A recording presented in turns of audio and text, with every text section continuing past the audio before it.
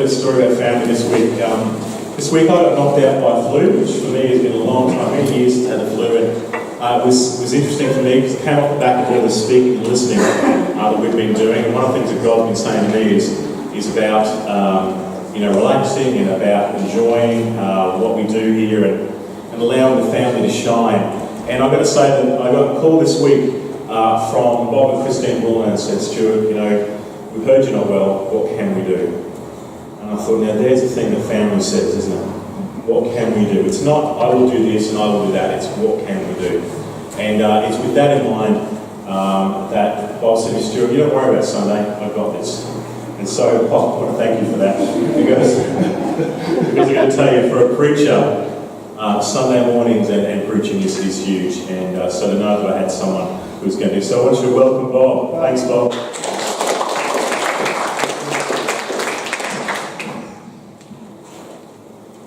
What an intro. I wonder, when you were coming this morning, if anyone broke the speed limit.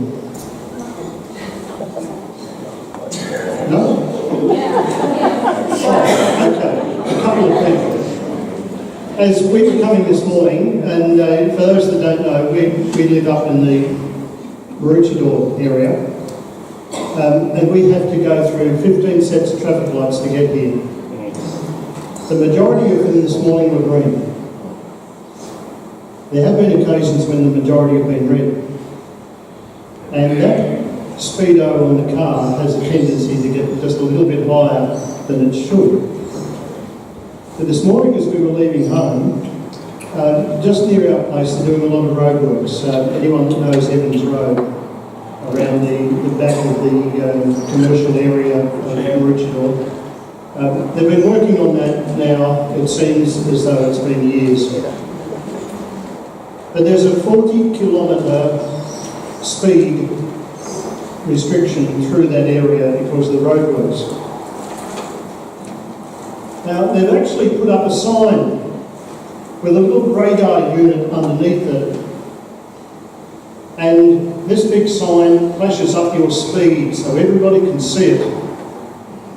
And it's quite fascinating as you're going along Evans Road and you're driving nice and sedately and it comes up 35. Isn't that great? I'm under the speed limit. A little bit worse when it comes up 43. And then they flash up the circle with the 40 in it and you realise, oh, there I go again, left foot. Only 3 k's over, but nonetheless, you break it by a little bit, you break it by much, makes no difference, you've still broken it. Does anyone know why they have those sorts of speed limits around work zones? Because they are work zones. Because people work there. The safety of the workers is important, is it not? What about around schools? What's the usual speed limit around a school zone? 40. Do you always stick to the 40 when you're going past a school? If it's during those hours, yes. Why? Because the kids are around. I thought someone might say because that's the law. Because you have to. What about around residential areas? There are speed zones, aren't there? Why? Because people live there. But the other reason is because it's the law. You break the law, you pay the penalty. Go down the Bruce Highway. Go over the, I was going to say 800. Go over the 100. You're breaking the law. At times, to travel on the Bruce, you have to go over the 100 just to keep up. But it's still a matter of law. Why? Because the safety requirements that come our way. Now, why am I talking in this manner? Well, quite simply, if people drove past schools and they slowed down and had the mindset, there's little kids around here, I've got to slow down, we wouldn't need the 40 zone. If people slowed down around work zones on the road and had the mindset, there's workers around here, got to slow down, we wouldn't need the law. There are so many situations in everyday life where if we had the right mindset, if we thought of others, and if we considered them to be members of our own family that we love and we respect and we want to share time with, we wouldn't need the law. We wouldn't need those restrictions as to the speeds, we wouldn't need double lines, we wouldn't need single lines, we wouldn't need dotted lines, we would all be able to peacefully coexist. But is life like that? No, it's not. The people of the Old Testament needed laws. They needed to know how God wanted them to live. And what do we generally call those laws? The Ten Commandments. Do we still live by the Ten Commandments? Do we? Should we? Yeah. The Ten Commandments, while some of the wording seems to have gone a little bit out of fashion, are still a good way for us to lead our lives. Jesus gave us the summary of those Ten Commandments by saying there are two great commandments. Love the Lord your God with all of your heart, mind, body and soul, and your neighbour as yourself. There's no commandment greater than those. If everyone lived their life loving their neighbour, respecting one another, treating one another like family, we wouldn't need the laws. Now, I want to share with you a passage of Scripture that comes, it's the first one that's mentioned on the screen there, from Paul's letter to the Galatians. While you're finding it, it's what's it saying? Page 1152. There's a couple of passages out of here that I'd like to share with you from Galatians chapter 3. First of all, starting at paragraph 10, verse 10. All who rely on observing the law are under a curse. Did you realise that? All who rely on observing the law are under a curse. For it is written in the book of Genesis, cursed is everyone who does not continue to do everything written in the book of the law.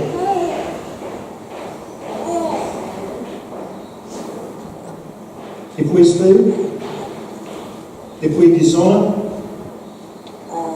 if we disrespect, if we disobey, if we cheat, if we thieve, we are all under the law.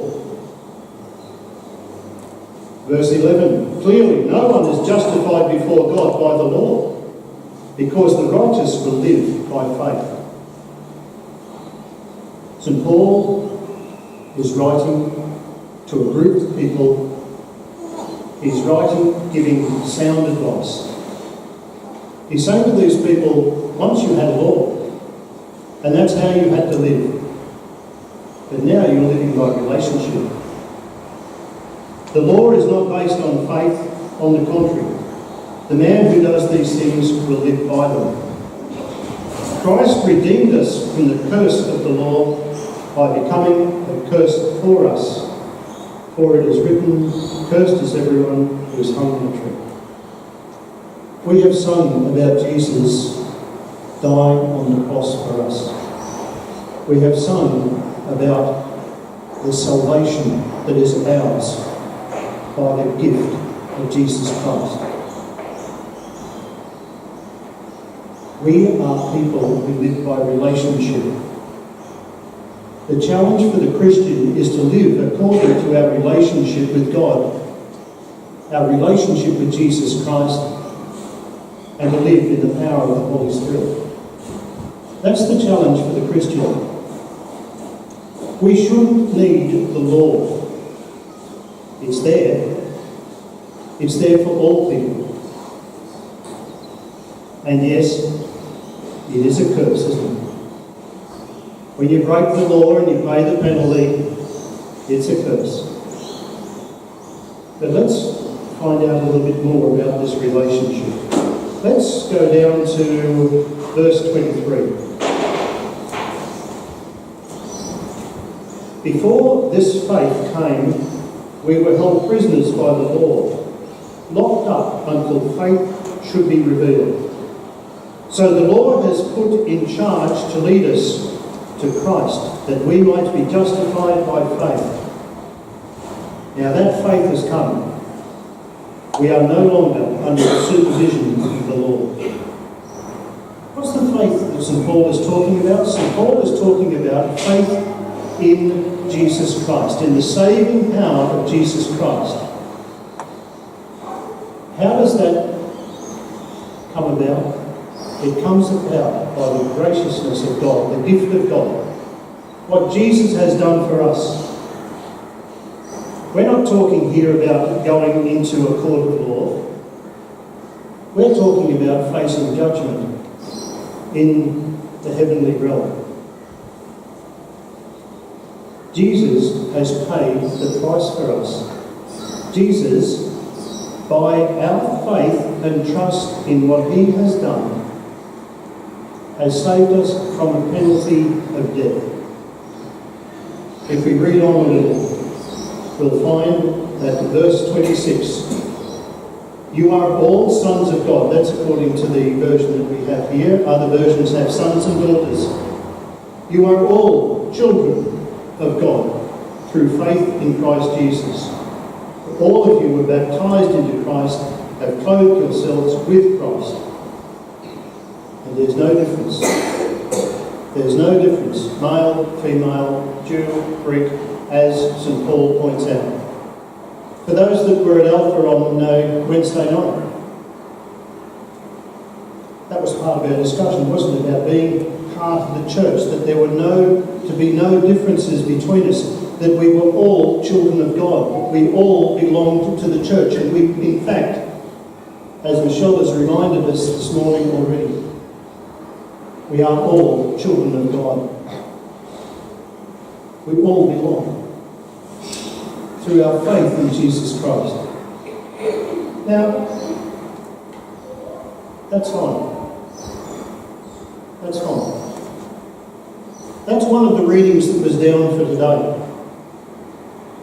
In actual fact, our lectionary plan for our church, not only our church like H2K, but throughout Australia, the majority of churches follow a series of readings.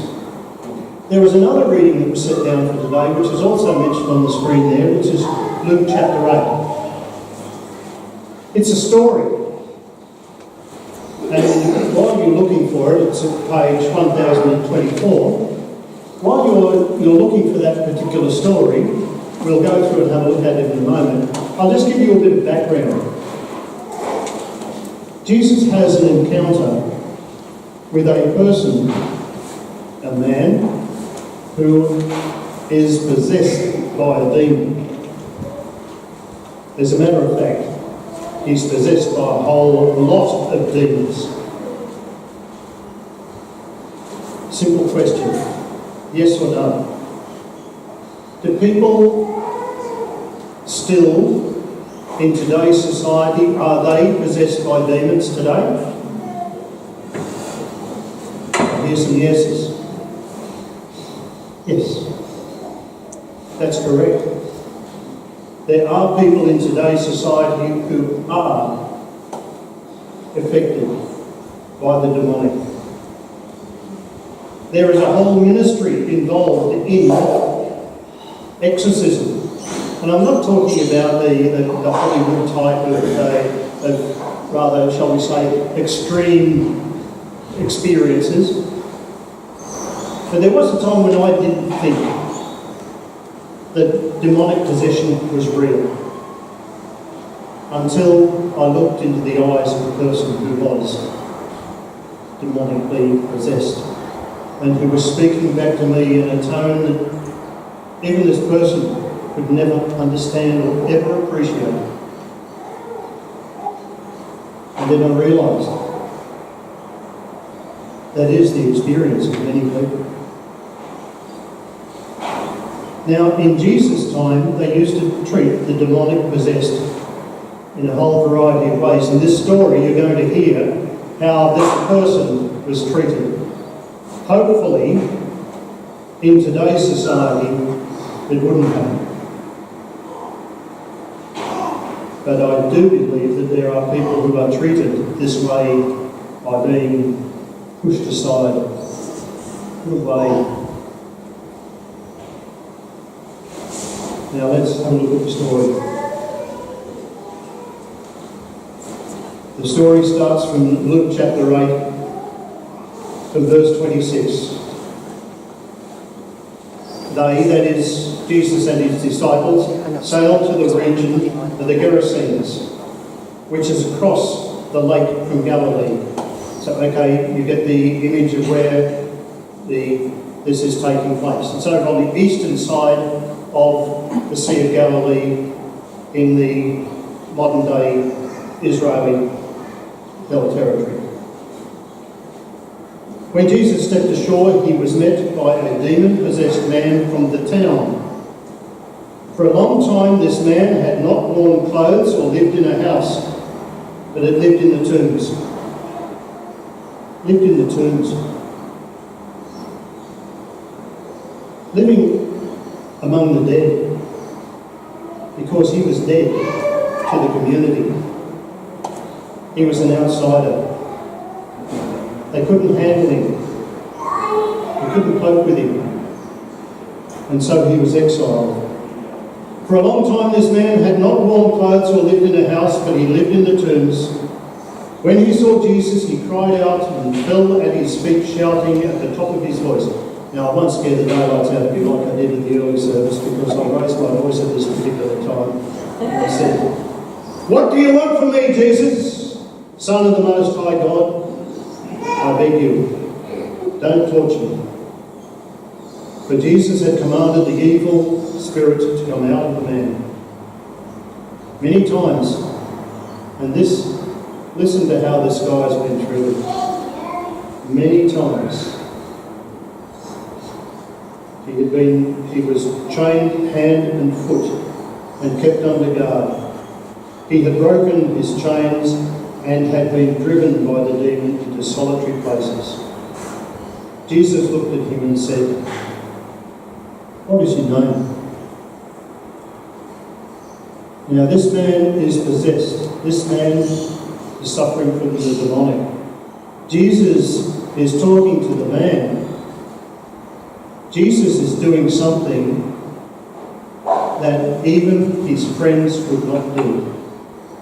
Jesus talks to him, but notice it is the spiritual being, the demonic, that replies. "Legion," he replied, because many demons had gone into him, and they begged him repeatedly not to order them to go into the abyss. Jesus has encountered this demonic. Jesus speaks to him. Jesus treats him like a real person. This conversation takes place because he is respected, not because of what is going on within him, but because he is a person. Jesus speaks. Jesus has control. Jesus has control over the demonic. They don't want to be, these spirits don't want to be sent somewhere like into the abyss, into the image in the Jewish sense of a deep abyss that has no bottom to it. It's just a nowhere. It's a place of lost souls. So Jesus sends the spirits into a herd of pigs. There's a whole cultural thing in that. But then we'll pick up that at the top of the next page that Jesus gave them permission to go into this herd of pigs. And when the demons came out of the man, they went into the pigs, and the herd rushed down the steep bank into the lake and drowned. When those tending the pigs saw what had happened, they ran off and reported this in the town and the countryside, and the people went to see what had happened. Now, I'll leave you at some stage to finish reading that story yourself, but let me tell you basically what happens. Because Jesus treats him like a person and has control over what is controlling him, Jesus is able to free. Jesus frees many people during his ministry on earth and continues to free people today. But Jesus frees this man from the demons that are within. They are cast out. The man returns to a normal way of life. When you read on, you will find that by the time that the people in the town come to see what's going on, the man is clothed and sitting and talking normally to Jesus. He's not only been healed, but he's been made whole.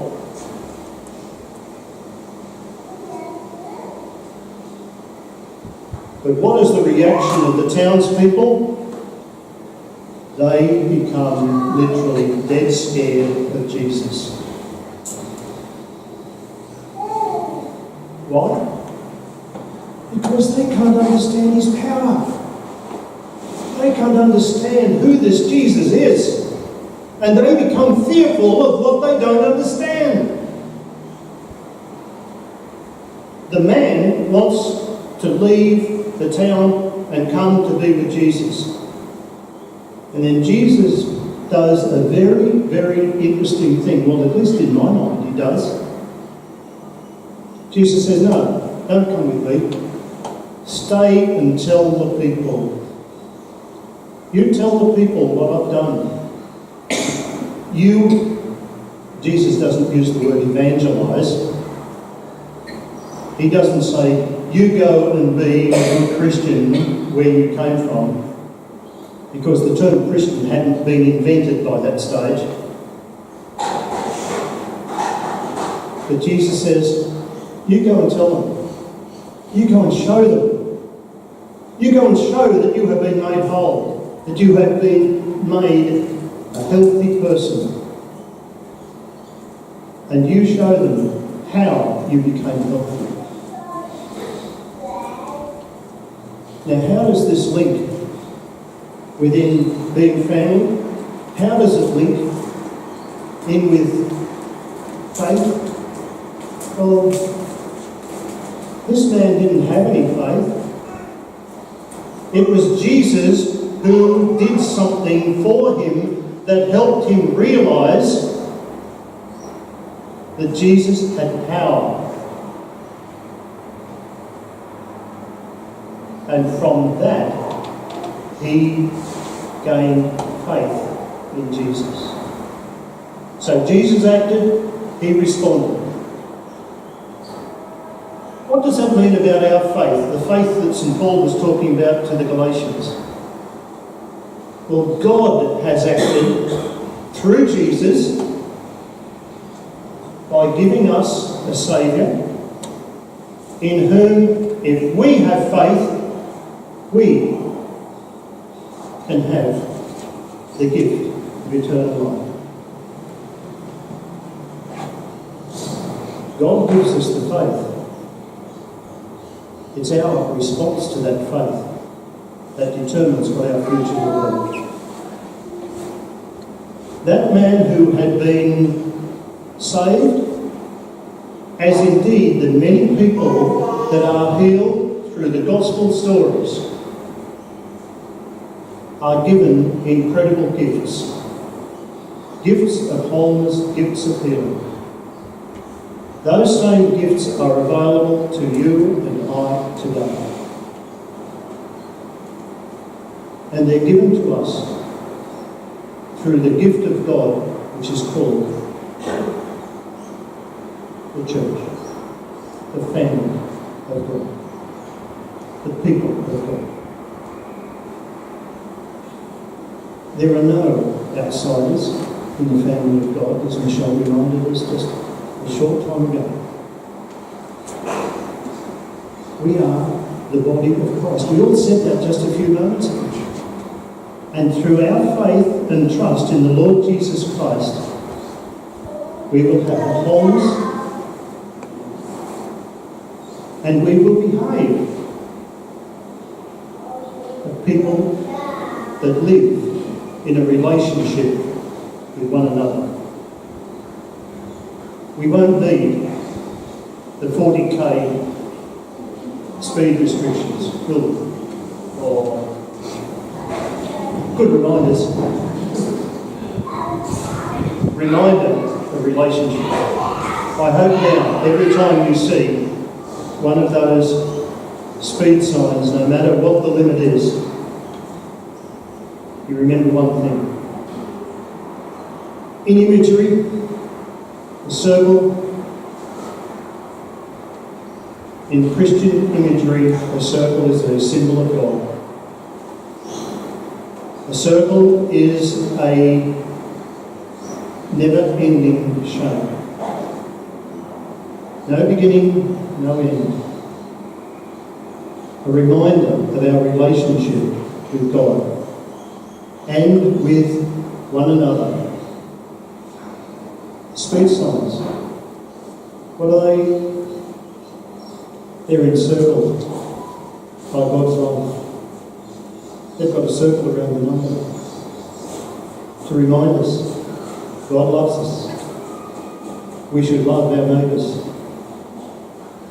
Through God's gift to us, we can be a gift to the community. We can live as Christians. We can be like the demonic person, living a whole and healthy life through our faith in Jesus Christ, living by the grace of the gift of God. No need to live under a merit system of the law anymore. Amen.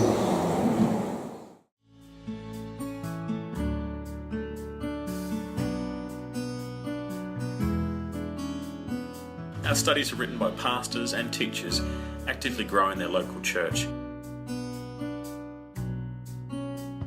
These studies have been a blessing to churches across many denominations and around Australia.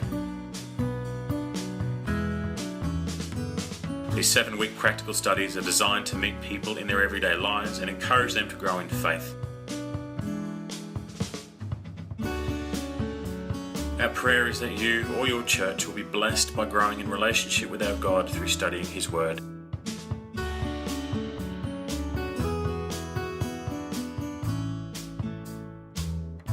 You can purchase these studies individually or for groups online.